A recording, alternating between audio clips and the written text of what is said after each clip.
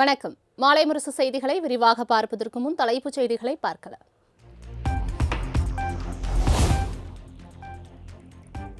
Karur CBI வழக்கிலிருந்து தப்பிக்கத்தான் Delhi சென்றீர்களா mister chief minister என மு.க. ஸ்டாலின் கேள்வி.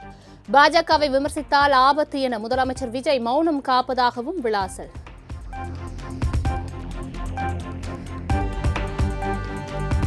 அதிமுக எம்எல்ஏக்களை முதலமைச்சர் விஜய் விலைக்கு வாங்குவதாக திமுக தலைவர் மு.க. ஸ்டாலின் விமர்சனம்.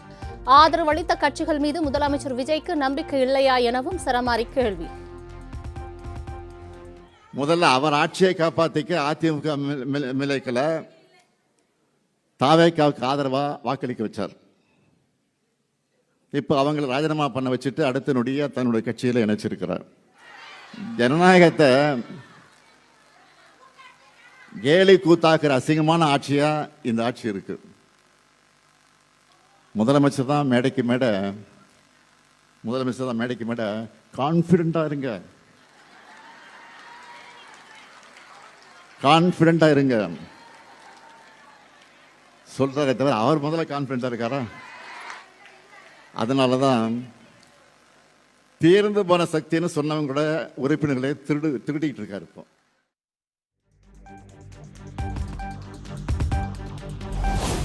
இப்போ ஆட்சியிடமிருந்து மக்களுக்கு பாதுகாப்பு வேண்டும் என்ற சூழல் தமிழகத்தில் ஏற்பட்டுள்ளது. இது சினிமா அல்ல, ஆட்சி நிர்வாகம் எனவும் திமுக தலைவர் மு.க. ஸ்டாலின் கடும் தாக்கு.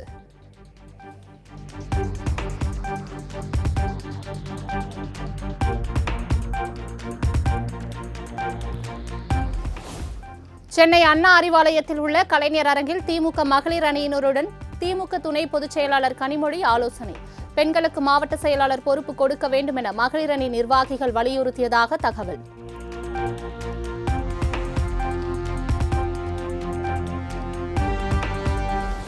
சென்னை அண்ணா அறிவாலயத்தில் நடைபெற்ற திமுக மகளிர் அணி ஆலோசனை கூட்டத்தில் பெண்கள் உற்சாகம்.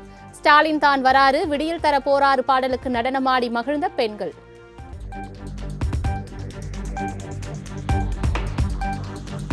சட்டமன்ற தேர்தல் தோல்வி தொடர்பாக கள ஆய்வை தொடங்கிய அதிமுக பொதுச் செயலாளர் எடப்பாடி பழனிசாமி. முதற்கட்டமாக சென்னை, காஞ்சிபுரம் மாவட்ட செயலாளர்களுடன் முக்கிய ஆலோசனை.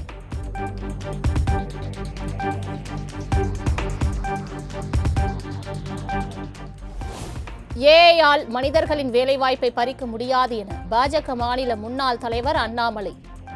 ஏஐ தெரியாதவர்கள் பாதிக்கப்படுவார்கள் எனவும் பேச்சு. ஆர்டிபிஷியல் இன்டெலிஜென்ஸ் எந்த நேரத்திலும் கூட உங்களுடைய வேலையை பறித்து விடுவது நம்ப மாட்டேன். ஜென்சன் ஹுவாங் ரீசெண்டா பேசும்போது சொன்னார், there are only two kinds of people. Graduates who knows how to take the advantage of AI and graduates who don't know how to take the advantage of AI. Graduates who can take the advantage of AI, they will survive.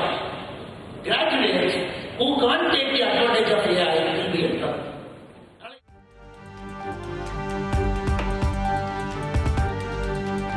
பாஜகவில் இருந்து விலகி தாவேக்காவில் இணைந்த முன்னாள் MLA Vijayadharani. AIADMK மாவட்ட செயலாளரும் முன்னாள் எம்பியுமான பாலகங்காவும் தாவேக்காவில் இணைந்தார்.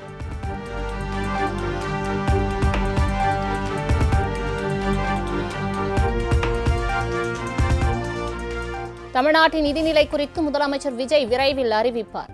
Tamil Nadu budget நல்ல விதமாக இருக்கும், விரைவில் எதிர்பார்க்கலாம் என அமைச்சர் மரிய வில்சன் பேட்டி.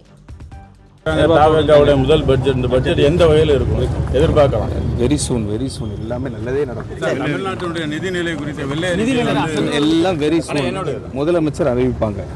விரைவில் முதலமைச்சர் கண்டிப்பா அறிவிப்பாங்க.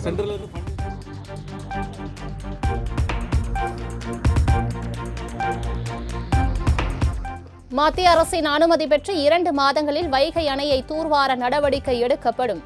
வைகை அணையை ஆய்வு செய்த பின்னர் அமைச்சர் சிடிஆர் நிர்மல்குமார் பேட்டி. இப்போ வரைக்கும் ஆய்வுகள் நடந்துட்டு வருது.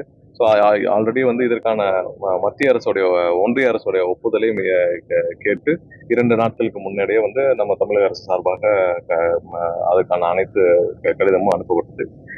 என்விரான்மெண்டல் கிளியரன்ஸுக்கும் 2 நாட்களுக்கு முன்னாடியே கடிதங்கள் கொடுக்கப்பட்டிருந்துச்சு.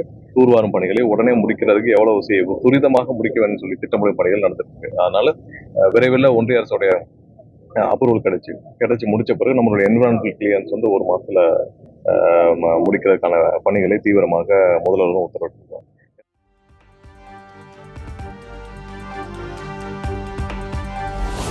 மேகதாது விவகாரத்தில் இரு மாநிலங்களும் பாதிக்காத வகையில் நடவடிக்கை எடுக்கப்படும் என மத்திய இணையமைச்சர் எல் முருகன் உறுதி. ஒரே நாடு ஒரே தேர்தல் நடைமுறையை செயல்படுத்தும் பணி தீவிரமாக நடைபெற்று வருவதாகவும் பேட்டி.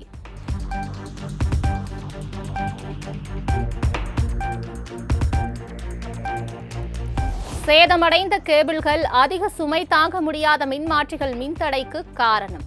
மின்தடை தொடர்பாக சென்னையின் பல்வேறு பகுதிகளில் ஆய்வு மேற்கொண்ட கண்காணிப்பு குழு கண்டறிந்துள்ளதாக மின்வாரியம் விளக்கம்.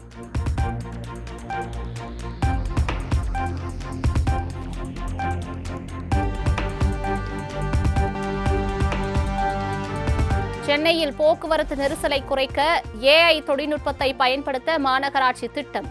முதற்கட்டமாக 165 இடங்களில் AI தொழில்நுட்ப சிக்னல்கள் நிறுவ திட்டமிட்டு தற்போது 112 இடங்களில் சோதனை அடிப்படையில் அமைப்பு.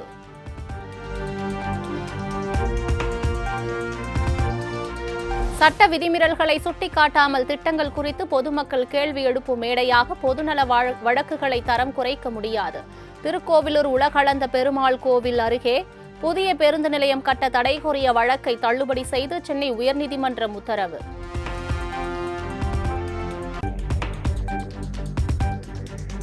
சென்னை எழும்பூரிலிருந்து செங்கல்பட்டுக்கு ஜல்லிக்கற்கள் ஏற்றி சென்ற சரக்கு ரயில் தடம் புரண்டு விபத்து.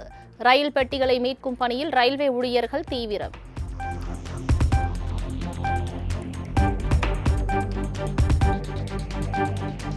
கரூர் கூட்ட நெரிசல் வழக்கு தொடர்பாக சிபிஐ விசாரணைக்காக மாவட்ட ADSP பிரேமானந்தன் நேரில் ஆஜர். விசாரணைக்கு ஆஜரான மாவட்ட ADSP பிரேமானந்தனிடம் சிபிஐ கிடுக்குப்பிடி விசாரணை.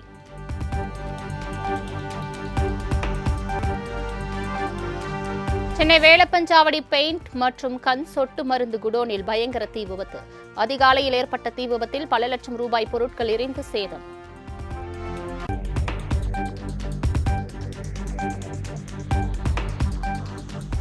ராமநாதபுரம் அடுத்த பாப்பாக்குடி கிழக்கு கடற்கரை சாலையில் அடுத்தடுத்து 4 வாகனங்கள் ஒன்றோடு ஒன்று மோதி விபத்து. விபத்தில் சிக்கி அப்பளம் போல் நொறுங்கி கிடக்கும் லாரி, கார் உள்ளிட்ட வாகனங்கள்.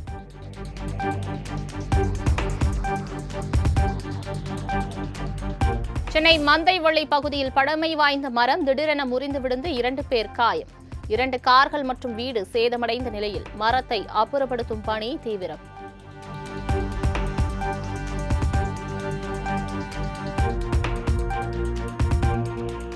சேலத்தில் பாலியல் குற்றச்சாட்டில் சிக்கிய மணிகண்டனுக்கும் தாவேகாவிற்கும் எந்த தொடர்பும் இல்லை.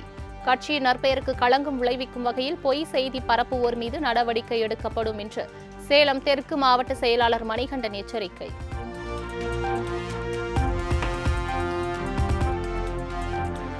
கன்னியாகுமரி மாவட்டத்தில் தொடர் மழை காரணமாக குடித்துறை தாமிரபரணி ஆற்றில் கரை புரண்டோடும் வெள்ளம். கரையோர மக்களுக்கு வெள்ள அபாய எச்சரிக்கை.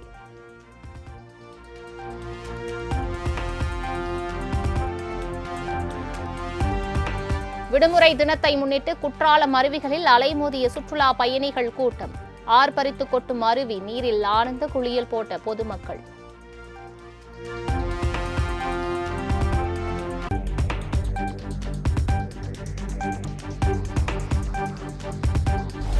வார விடுமுறையை முன்னிட்டு திருப்பதி ஏழுமலையான் கோவிலில் குவிந்த ஆயிரக்கணக்கான பக்தர்கள். சுமார் 4 கிலோமீட்டர் தூரத்திற்கு நீண்ட வரிசையில் காத்திருந்து சாமி தரிசனம்.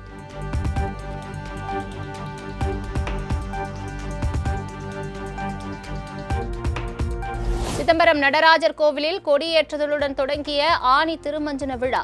திரளான பக்தர்கள் பங்கேற்று சாமி தரிசனம்.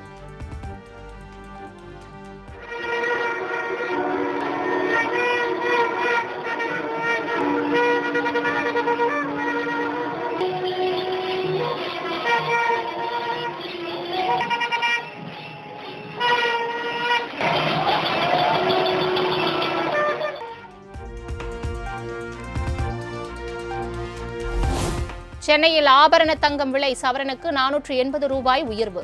1 சவரன் தங்கம் 1,10,880 ரூபாய்க்கு விற்பனை.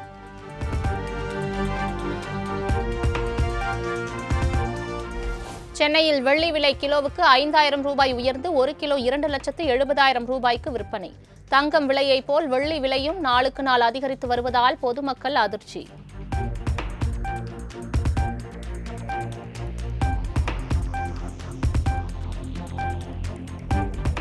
அரசுமுறை பயணமாக பிரான்ஸ், ஸ்லோவாக்கியா உள்ளிட்ட நாடுகளுக்கு புறப்பட்டார் பிரதமர் மோடி. இந்தியா பிரான்ஸ் இடையிலான கடல்சார் பாதுகாப்பு உறவுகளை மேலும் வலுப்படுத்த முடிவு.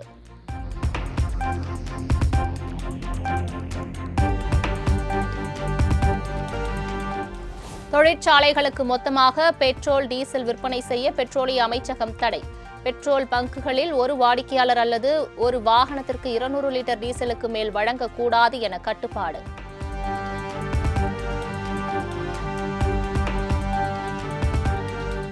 இந்தியாவில் எல்னினோ காலநிலை சூழல் நடப்பு தென்மேற்கு பருவமழை காலத்தில் மேலும் வலுவடையக்கூடும். உலகளாவிய வானிலையிலும் இந்தியாவின் பருவமழை பொழிவிலும் பெரும் தாக்கத்தை ஏற்படுத்தும் எனவும் இந்திய வானிலை ஆய்வு மையம் எச்சரிக்கை.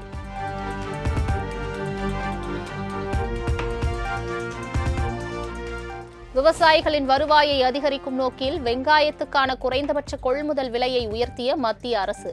கிலோவுக்கு 15 ரூபாய் 80 காசுகளாக இருந்த கொள்முதல் விலை இன்று முதல் 16 ரூபாய் 50 காசுகளாக நிர்ணயம். அகமதாபாத் ஏர் இந்தியா விமான விபத்து குறித்து விசாரணை நடைபெற்று வருவதாக மத்திய விமான போக்குவரத்து துறை அமைச்சர் ராம்மோகன் தகவல். இடைக்காலத்தில் எந்த தகவலும் வெளியிடப்பட மாட்டாது என்றும் திட்டவட்டம்.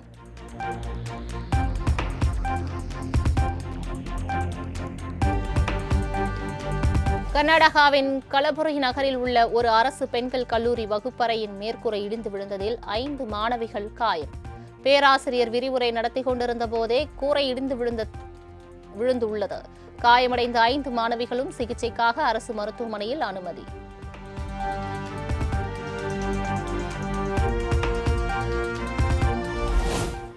அமர்நாத்தில் உள்ள பனிலிங்கத்தை தரிசிப்பதற்கான யாத்திரை ஜூலை 3ஆம் தேதி முதல் தொடக்கம். பாதுகாப்பு உள்ளிட்ட முன்னேற்பாடுகள் குறித்து ஜம்மு காஷ்மீர் துணைநிலை ஆளுநர் மற்றும் அதிகாரிகளுடன் அமித்ஷா ஆலோசனை.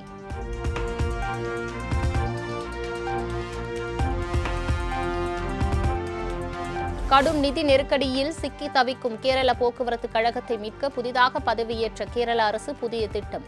அரசு பேருந்துகளில் தனிநபர் மற்றும் தனியார் நிறுவனங்களின் விளம்பரங்களை காட்சிப்படுத்தி நிதி திரட்ட முடிவு செய்திருப்பதாக தகவல்.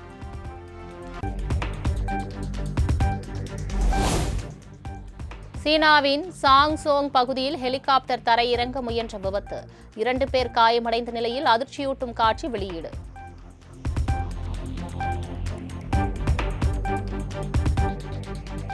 ஸ்பேஸ் எக்ஸ் நிறுவன உரிமையாளர் எலான் மஸ்க் உலகின் முதல் ட்ரில்லியனர் என்ற பெருமையை பெற்றுள்ளார். நேற்று வெளியிடப்பட்ட ஸ்பேஸ் எக்ஸ் நிறுவனத்தின் பங்குகளுக்கு பெரும் வரவேற்பு கிடைத்துள்ளதை தொடர்ந்து சாதனை படைத்துள்ளார் மஸ்க்.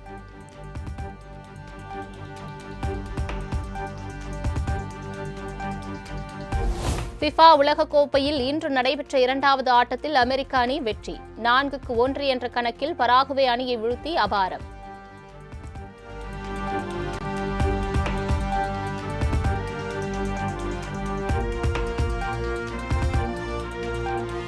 ஃபிஃபா உலகக்கோப்பை கால்பந்து தொடரில் நாளை நள்ளிரவு 12:30 மணிக்கு கத்தார், சுவிட்சர்லாந்து அணிகள் பல பரீட்சை. அதிகாலை 3:30 மணிக்கு நடைபெறும் மற்றொரு ஆட்டத்தில் பிரேசில், மொராக்கோ அணிகள் மோதல்.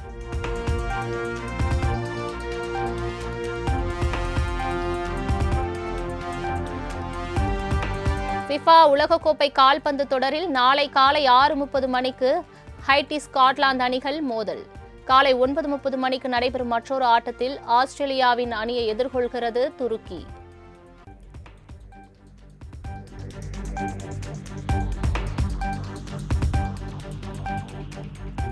ஃபிஃபா உலகக்கோப்பை கால்பந்து தொடரில் நாளை காலை 10:30 மணிக்கு நடைபெறும் ஆட்டத்தில் ஜெர்மனி, குராசோ பல பரீட்சை.